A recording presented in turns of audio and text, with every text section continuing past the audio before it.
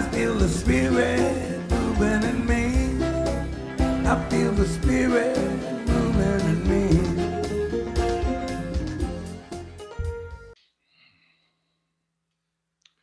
Well, rumor has it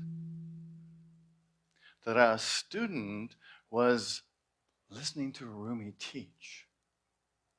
And the student asked Rumi, what is the nature of divine love?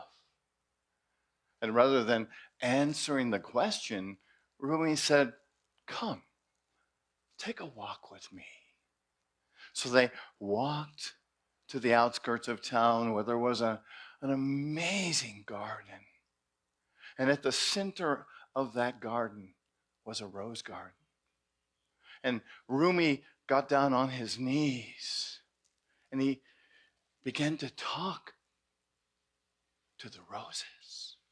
He was talking to them as if they were a best friend, a lover, a teacher, the divine. And the student said he was amazed by the feeling, by the love, by the openness of Rumi's heart as Rumi connected with the rose and talked to them and breathed them in and felt them. And then Rumi said, the rose is a rose and always has been. And the rose garden has secrets that go beyond words and understanding. The student felt a wave of emotion come over him, and he realizes that Rumi is not merely admiring the roses. He's experiencing a state of divine intoxication. He is one with the roses. He is one with that presence of God, that presence of divine.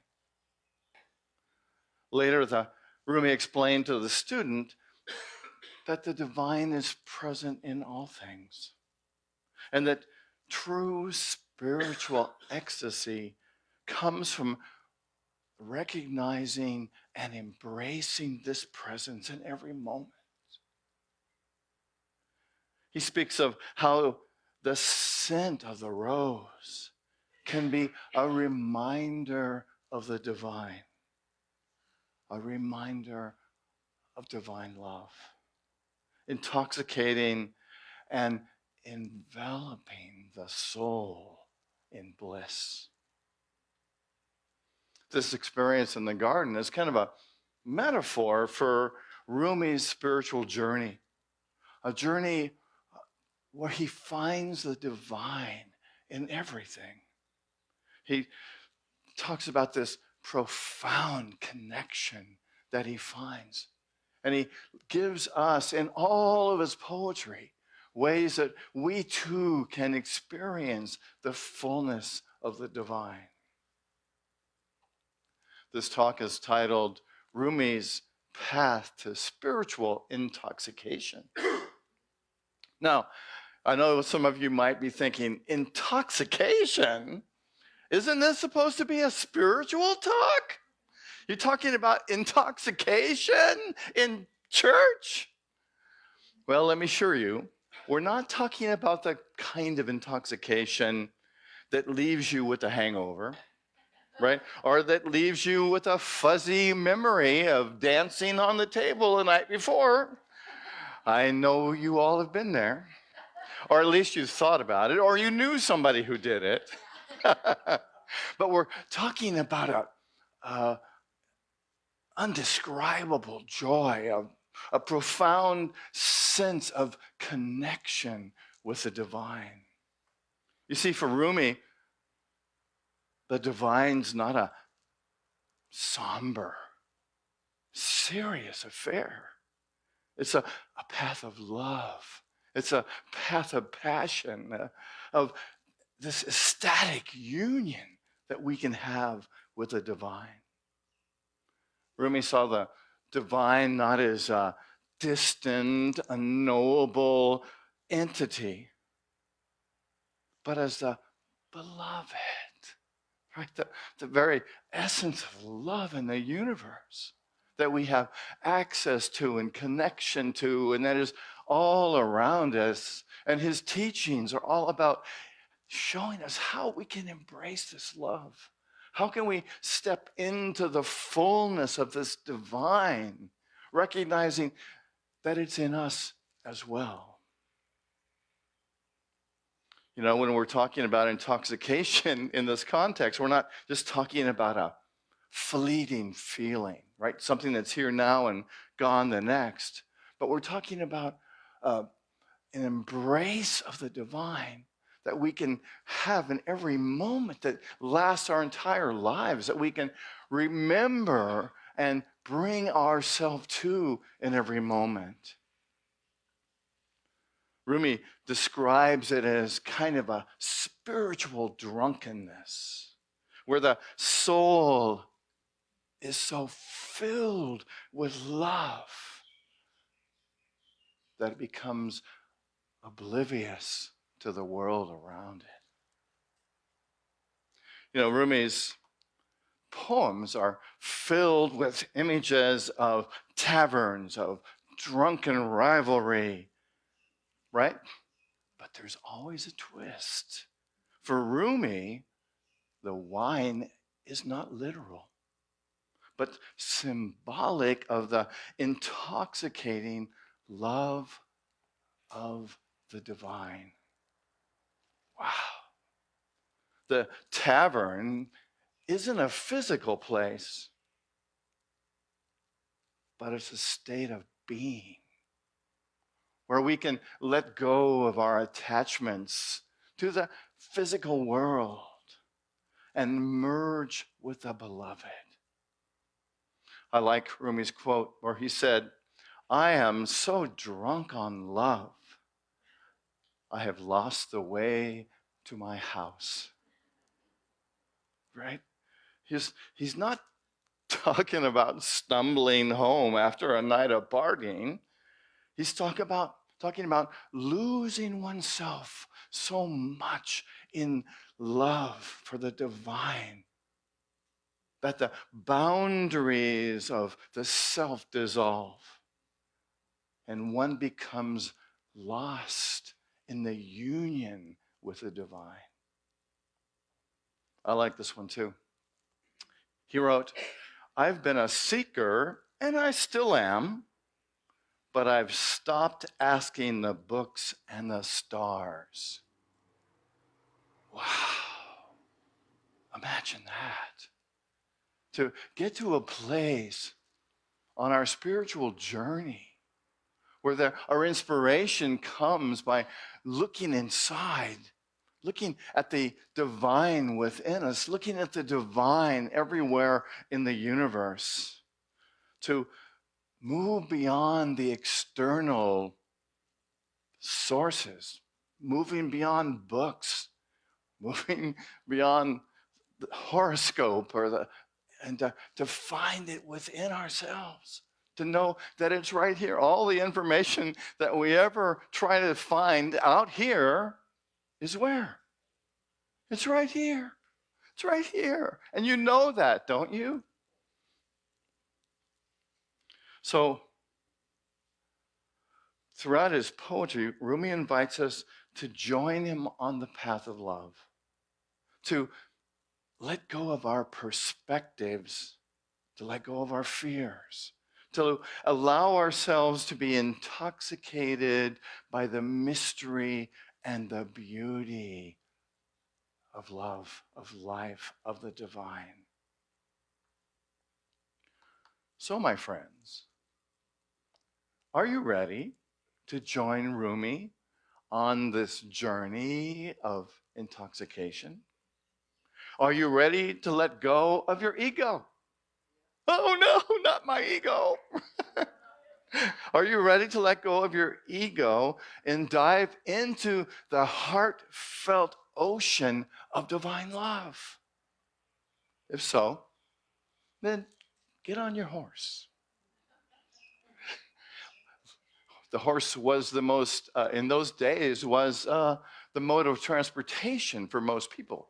Certainly there were donkeys and other animals, but the horse was the most prominent one. So I invite you to sort of metaphorically, metaphysically get on your horse. And let's take this journey today.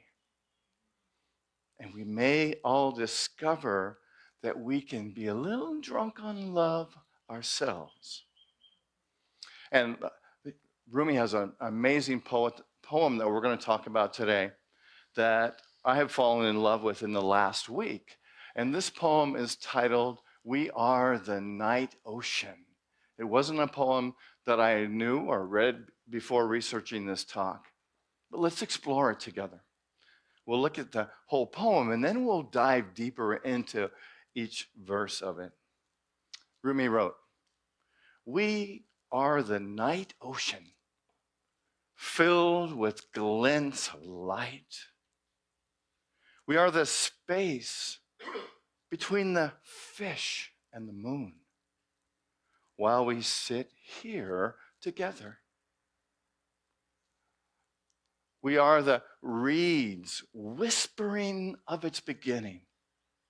We are the wind growing on the dusty plains of wheat. We are the soul of the artist stretched out on the canvas. We are the song of the bird singing its first heady notes. We are the caterpillar changing into a striped butterfly. We are the snake sloughing off its skin. We are the light opening in the eye. We are the window that opens to the mountaintop, the dew on the morning grass. We are the silent laughter of the roses. We are the sky tasting the air.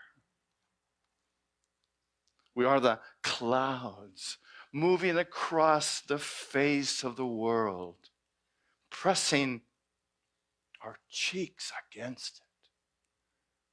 We are the infinite ocean of moments, glinting with tiny sparks. We are alive. We are alive.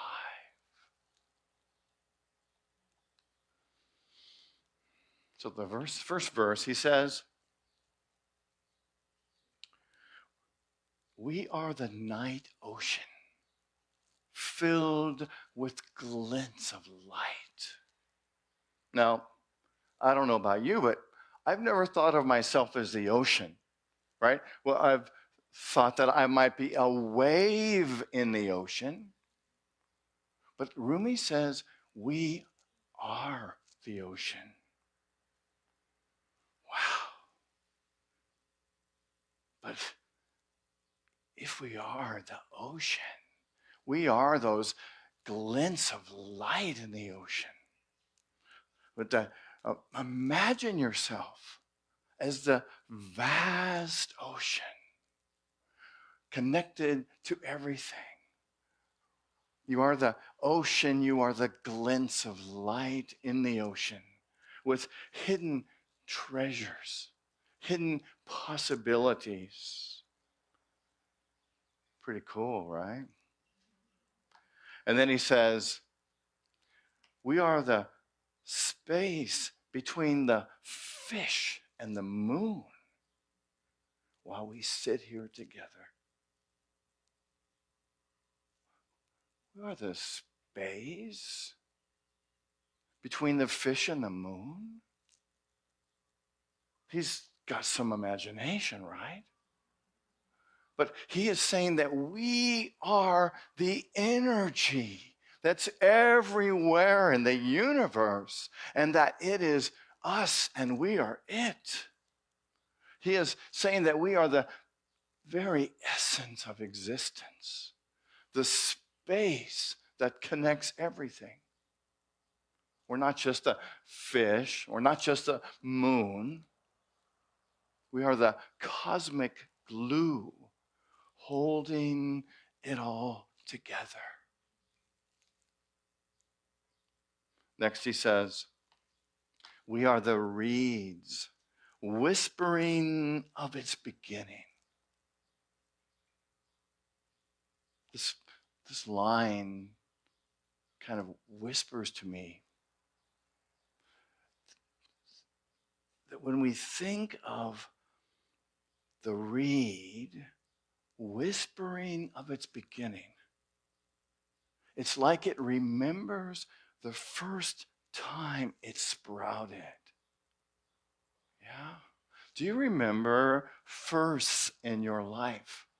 Maybe the first day at school, or the first time you fell in love, or the last time you fell in love. Do you remember that feeling? Do you remember that sort of feeling like, wow, this is who I am? This is my beginning. This is the powerful feeling that Rumi is asking us to remember, even our seemingly simple beginnings. And then he says, we are the wind growing on the dusty plains of wheat. Have you ever experienced a wheat field, right? Or out someplace where there's just a tremendous movement of the field? Certainly we've seen them live, we've seen them in movies, right? Rumi is saying that we are that wind in the field. We are the essence of that energy. We're that invisible force that brings life to everything. So picture yourself as a gentle breeze moving through your lifetime, through your experience, through your friends, your relatives. Right now, you are that breeze, moving, that energy that is moving through us and connecting us. He then says, we are the soul of the artist stretched out on the canvas. Have you ever seen a painter painting a picture? I have, because my partner is a painter, and I've seen her many times captured in that essence of that creativeness in that painting. He's saying that we are like that painter, right? We are painting our world. We are painting our life. And he's saying, and we are that painting that we are painting. That is all of us. That is who we are. Both the artist and the painter. Because we have this amazing ability to create our lives, to create our relationships, to create this relationship with the divine, to be a part of this experience of the divine. And then he says, we are the song of the bird, singing his heady notes. Ever heard a bird sing early in the morning? With that enthusiasm, right, and that energy. And certainly on Maui, we hear that a lot because there's birds everywhere. But he's telling us we are that excitement. We are that energy. We are that possibility to get up in the morning and face the truth and the love that we get to be and the energy of flight. He also says that we are the caterpillar changing into the striped butterfly. We are the snake sloughing off its skin. Rumi's throwing a little metamorphosis into the pot here. But he's reminding us that we are constantly growing, constantly evolving. Have you ever noticed? Right? As long as we're in these bodies, in this lifetime, we're always growing. We're always able to shift and realize more love. True for you, right? Isn't this really, it comes down to, this is a journey of love that we're on, isn't it? Isn't that the what it's really about? Learning to love ourselves, learning to love ourselves so much that we can let go of anything else but that. We get to shed our old skin and embrace our inner butterfly. And then he says, we are the light opening in the eye. Wow. To me, this means that we are the very eye of perception. And to be that eye, it kind of reverses, I think, what we thought. We know scientifically that our eyes absorb light, right? And we have images in our mind of that which is in front of us. But Rumi is saying something I believe that's deeper here. He says that we are seeing with that light, right? It is not only what we see, it's how we see the world that we create this light, that we see love, that we embrace love, that we picture it, we see it in everything, knowing that as we do so, it changes our perception and our experience and the way that we are in the world. And then he says that we are the window that opens to the mountaintop. Wow. Means we can open our perspective and we can see the mountaintop, right? We can look and we can see love. We can see the divine, right? And he's sort of reminding us that we can perceive the truth and thus be the truth, live the truth. You know, we can see and have a clear vision of the possibilities that are open to us, giving us a higher perspective of what's possible, a higher perspective of spiritual wisdom. Again, sort of going back to that theme that we have access to all that truth, right? Because we can see it through the eyes of the divine. And then he says, we are the silent laughter of the roses. And the sky tasting the air. I just think this is such gold, such beautiful, such amazing articulation and imagery, suggesting that we are the joy, right? The roses reflect to us the essence of what we get to be that joy, to be that serenity. And then when he's done, he says, the clouds, we are the clouds moving across the face of the world. We are the clouds moving across the face of the world. What beauty we hold. What amazing love we have access to.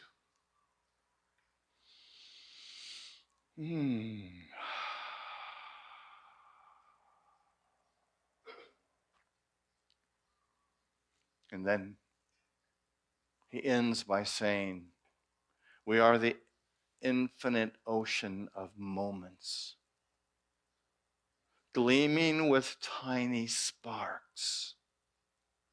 We are alive. We are this living presence, this living demonstration of the divine. This is, all of the sparks, and we are this ocean. And to me, the sparks in the ocean are the divine ideas when they hit us in a way that we go, oh, yeah, right. Love. We're here to love. If we wanted to know what our purpose was, it gets summed up in 4 letters. Love. Everything is about love. Somebody wrote, all you need is love.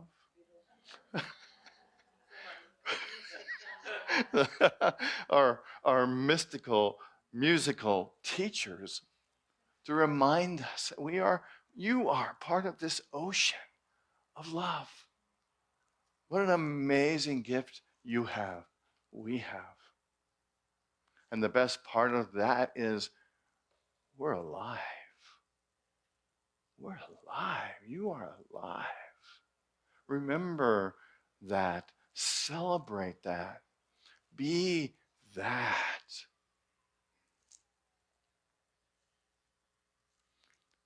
We are the night ocean. Rumi's poem is a beautiful reminder of our oneness with the divine, with our oneness of the universe. He uses such rich imagery and metaphors to show that we're not separate entities. We are all interconnected with everything around us. The night ocean, the reed, the wind, the artist's soul. All these things point to the idea that the divine is within us, and we are part of the divine. And we are within the divine. So he's saying, embrace your inner ocean. Embrace your creative spark, your transformative nature. Remember and recognize that you are part of the divine. So next time you're feeling a little lost, just remember you're not just a drop in the ocean.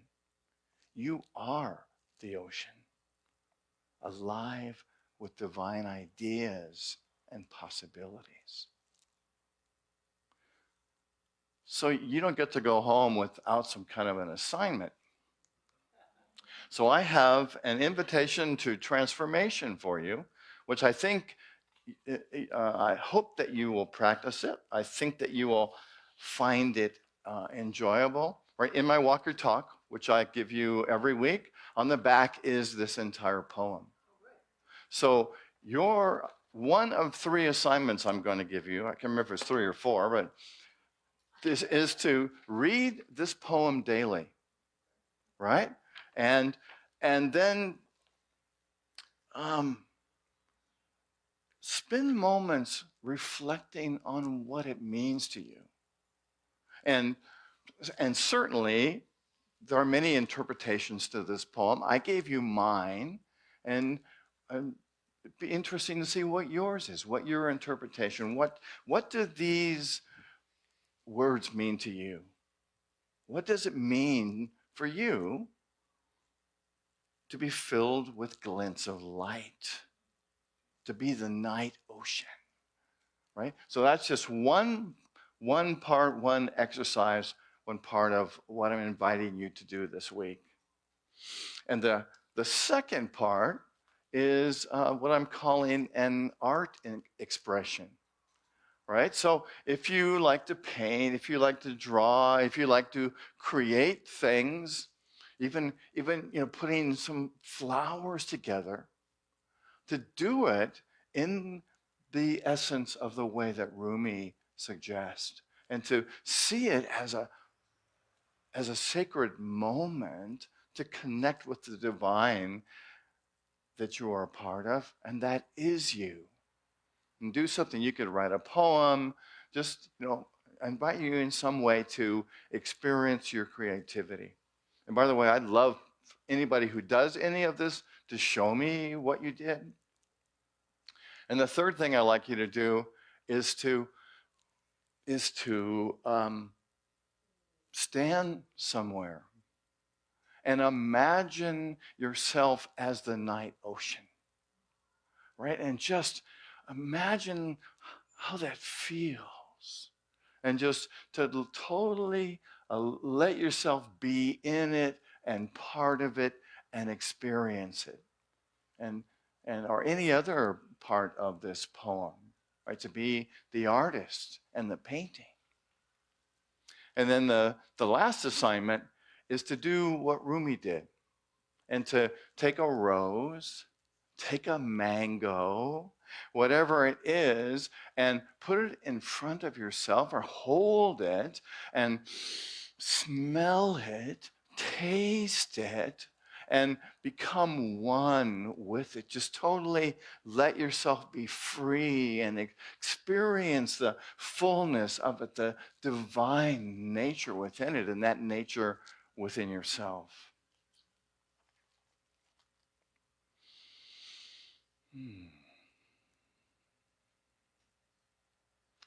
So as you go forth from this talk today, I encourage you to dive deeper into Rumi's wisdom, to take some time every day just to be present. This is such great work on just being present in the moment to what is. Get creative. Show your inner artist, right? And get your body involved. You could even do this poem while doing yoga. Can you imagine? And feeling it, or dancing to it. Just or gazing at a sunset. Anybody ever seen a sunset on Maui? Right? So just go to the beach, right? And let yourself to be totally focused on it in the way that Rumi inspires you to do. And just be present to all of it. The sand, the light, the clouds, the sun, the beauty.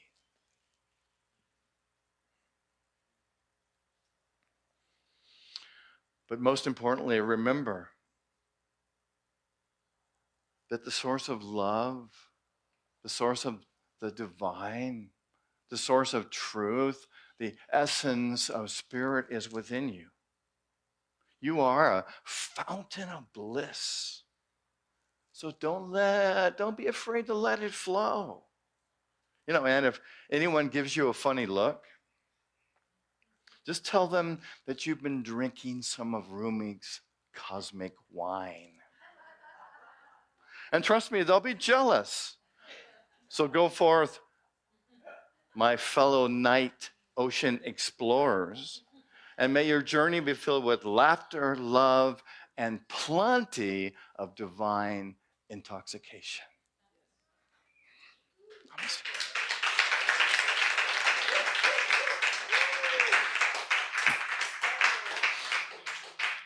I am the night ocean filled with divine love. Say this with me. I am the night ocean filled with divine love. So it is. So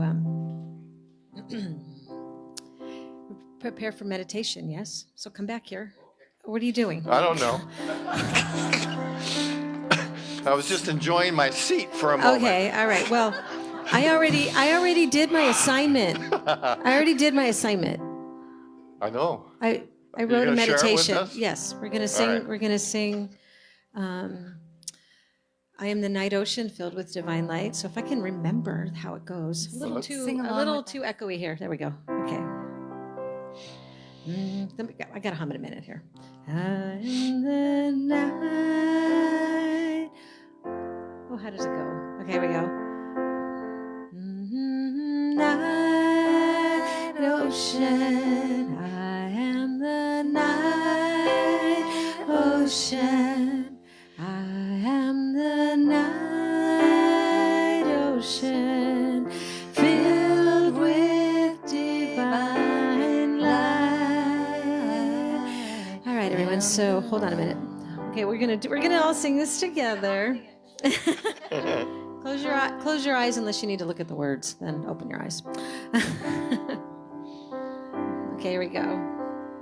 I am the night ocean. I am the night ocean. I am the night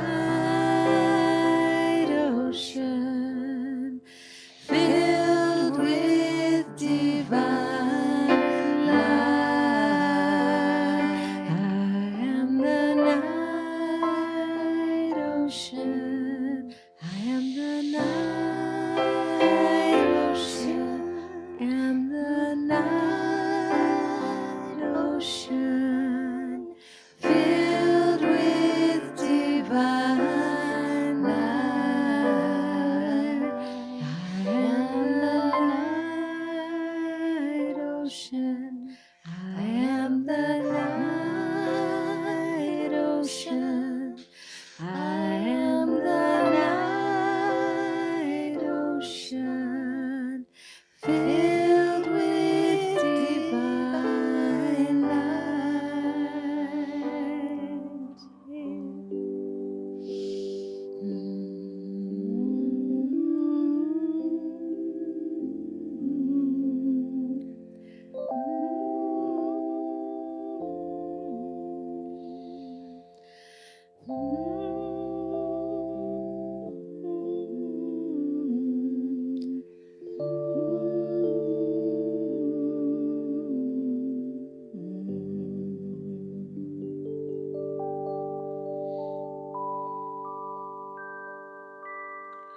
Breathing in and breathing out.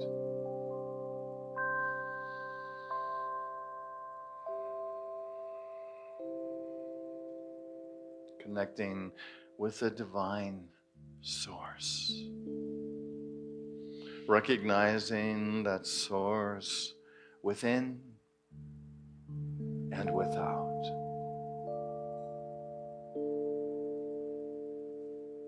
I am the night ocean, filled with glints of light.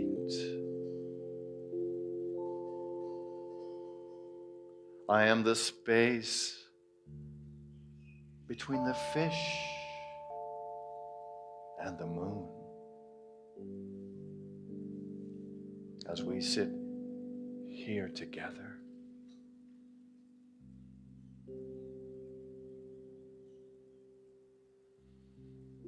I am the light opening in the eye.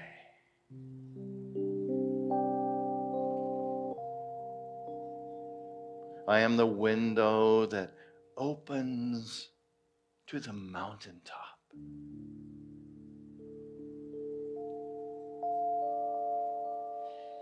The dew on the morning grass.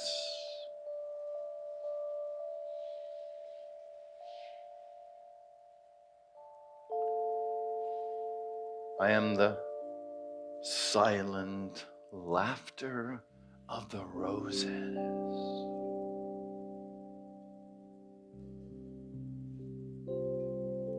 I am the sky touching the air.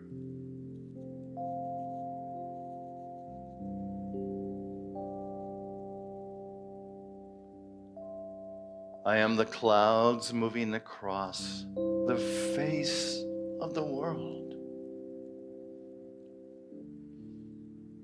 pressing my cheeks against it.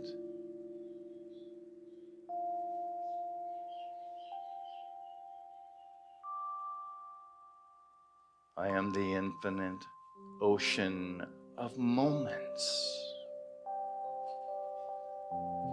glinting with tiny sparks.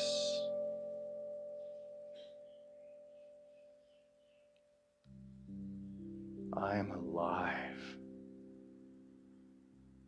I am alive.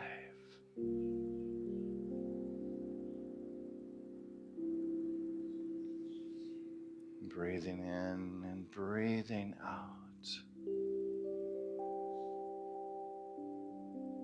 Let's take just a moment or two together to capture Rumi's words in our imagination, in the silence.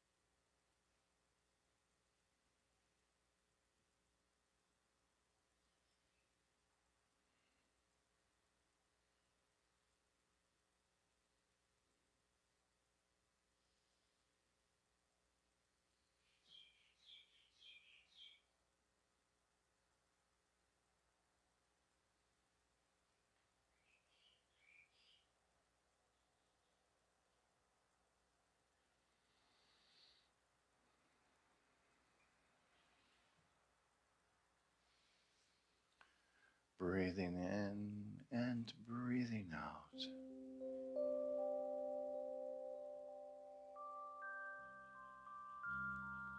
Begin to bring your awareness back to this moment.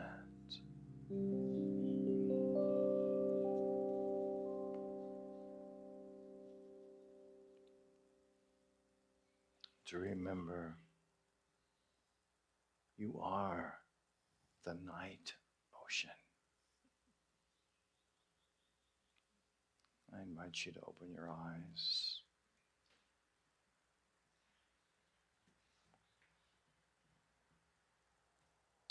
And so it is. Namaste.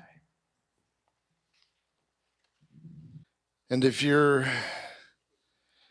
not feeling that everything is holy now, I forgot to mention earlier, the prayer chaplains are always here for you. Marlene and I will be here afterwards. And other weeks, Carol and Christine and Patricia all here.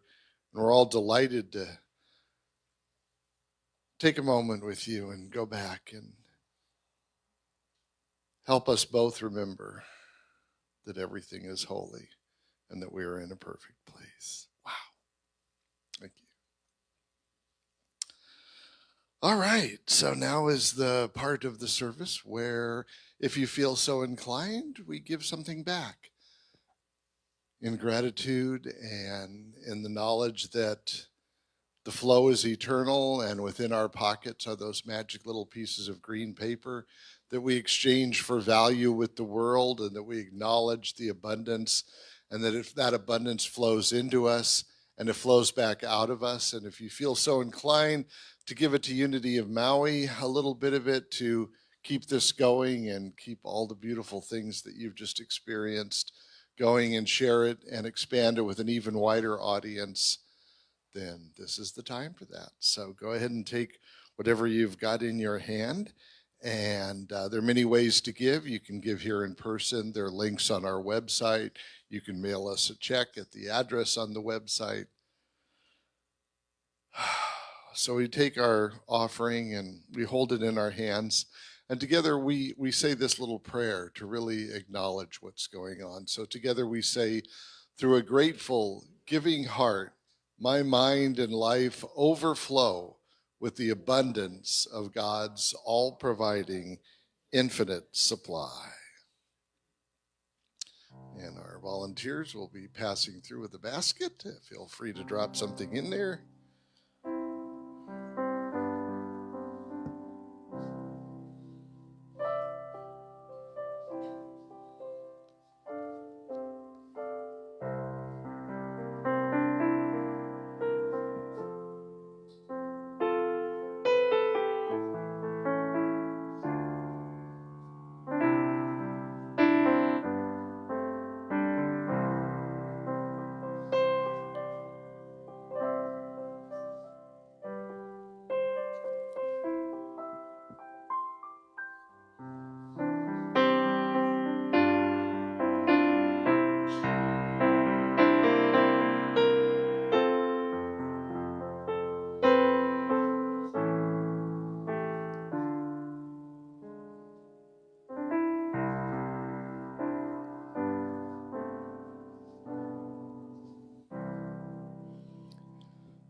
Loving Spirit, we're so grateful to receive these offerings. We tithe on them ourselves and pass it on to other places that give us spiritual value. And that way we acknowledge that we are part of a beautiful, infinite, ongoing flow. So we are grateful recipients and grateful distributors. And together, all of us, the receivers and the givers, acknowledge that we are part of a beautiful continuum. We are part of a whole. The infinity symbol is kind of like a Mobius strip that just goes round and round and round and always fulfills itself, is never drained, and is always vibrating and blessing and growing with beauty. So with great gratitude and humbleness and awareness, we accept these offerings and we continue their journey to help make our church and our island and our state and our country and our planet and our universe the shining light that we know it is, and so it is. Let's see, and then we got the announcements. That's where we tell you all the exciting things going on. Let's push the buttons here. There's flowers. There's always the opportunity for you to bring flowers if you feel so inclined. Today we have our default flowers that are always standing by for us. If you'd like to bring something, and they're beautiful. They're given to us by the Holy Spirit, and they are beautiful. And if you would like to bring something special, dedicated to anyone special, you're welcome to do that. And there's a sign-up sheet in the back, and you even get to take them home with you at the end of the day. No point in them sitting here all week, and they can be blessing you at home. So if you feel so inclined, please do so. And we got a few more announcements, but I'll turn it over to my man Blaine here to carry on. Thank you. Thank you, thank you, thank you. Oh, you don't need that. I don't need that. Let's give Adam a big hand and thank him for platforming for us today and always bringing so much love and truth. And I was afraid he was going to give my talk away in your introduction and your prayer. It's like, wow, there it is, right there. You are amazing. I appreciate you so much. All right, well, as you know, we're going to celebrate our dear Kachina in a couple weeks on the 9th, I think, right? Next week. Next week. Next Sunday already. Wow, it is next Sunday. I think so far we received about 39 reservations, or, in order to come, because her son is providing catering food for all of us at noon next Sunday. You'll need to sign up and make a reservation to do that. And I think there's a phone number on there somewhere, isn't there? Oh, I had it up there last week. Oh, shoot. It's on the new flyer. Anybody have a Kachina's number? You can give me really quick, because it's really important that you... Okay, yeah. Did I say Kachina's number? Yeah, she's no longer taking calls. We love you, Kachina. I do. Yeah, do you have it? 808? 205? 971. Okay, so please call Louise to make a reservation if you want to come to our celebration of Kachina's life next Sunday. Everyone is welcome. And again, it's 808-205-3971. That's Louise. And I invite you to prepare a song or prepare a poem or prepare a story about Kachina, how she affected you in some way. And I know I've got a bunch of pictures I'm going to show, and even a clip from one of our Christmas Eve services at the EAL, where Kachina is leading our choir and band. So that'll be really marvelous. That is next Sunday. All right. And let's see, what else do I got here? Oh, okay. Let's see. Robin has set up in the back here a little sales area where she's selling some of her CDs and a link to more music online, right? Do you want to say something about that? Well, just that people ask me all the time, do you have CDs? You know, and I do. They're old, you know, with my first CD I did with my husband is back there. I don't even own a CD player anymore, you guys. But I have them, and so I thought I'd bring them. There's some flyers back there. You can stream them all on Spotify and Apple Music and Amazon and YouTube, and I've got some singles that are just out there floating around in the ethers you could find. So just there it is. You know, if you want to take them, there's one for children. So make sure if you have kids, there's a pretty good album back there for kids. If you have money, you could put it in the basket. If you don't worry, take them anyway. You know, sort of whatever. I just want to offer them for people. So they're pretty good, honestly. They're fully produced. Some of the songs that you might even recognize, I've done them here. So, you know, so there we go. Get on my website, get on my mailing list, because I also have a blog and let people know what I'm doing. Do you want me to keep announcing? Sure, you're on it. Go for it. So the big announcement is that I'll be here for 2 more Sundays, and I'm going back to the mainland for the birth of my grandbaby, my newest grandbaby. But then I'm staying because I've accepted a teaching job on the mainland. I'm pretty cash broke these days. I need to get my financial life in order. And you know what? I was a teacher, and I loved teaching. And then my husband got sick, and I took care of him while juggling teaching, while juggling mom. I had a lot happening between the years 2013 to 2017. And when he passed away in 2017, I said, don't you ever put me in a classroom again, because I was just, I thought about it. There's times I thought about going back to teaching, and I had anxiety attacks over it, panic attacks when I thought about it. So it wasn't that long ago. I'm going to say, is this June? Maybe the beginning of April of this year. I was walking on the beach, and I was listening to a book by Jim Quick. I don't know if you know him. He's a brain guy. Does a lot with learning, does a lot with brain health.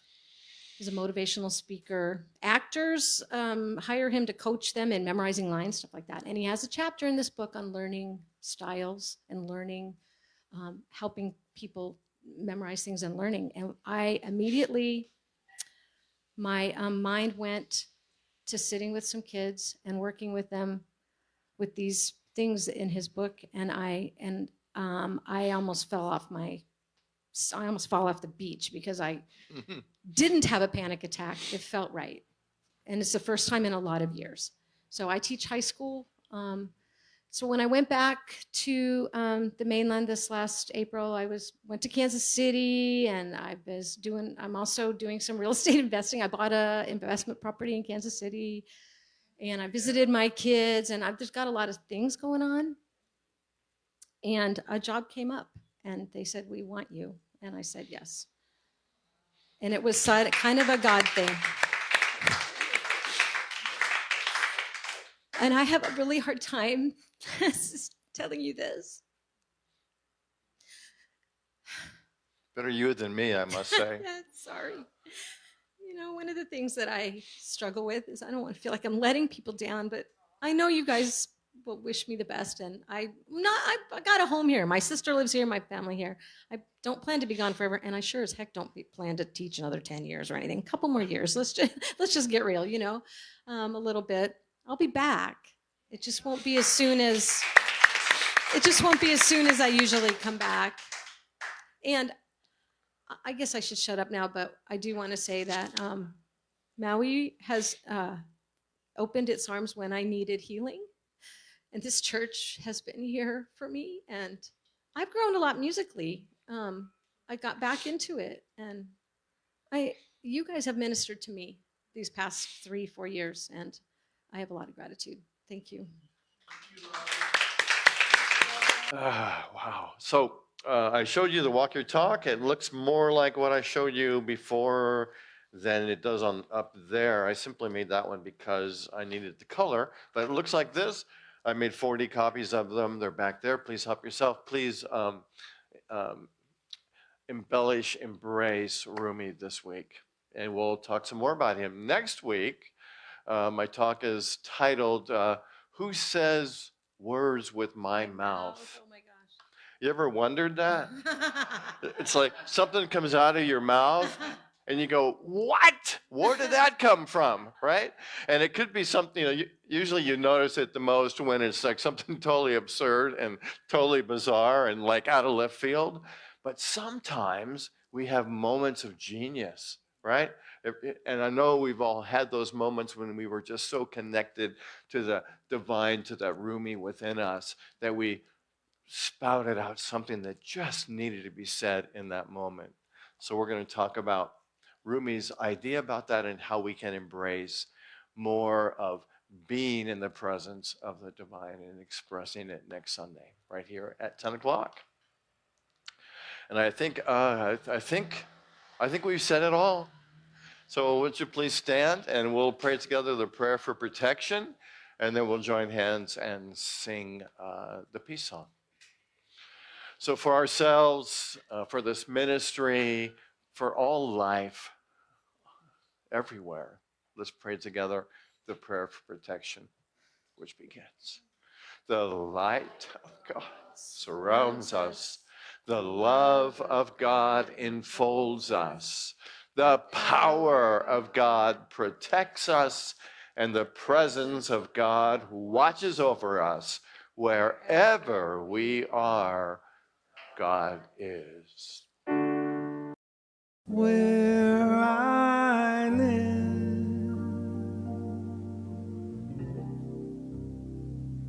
there are rain.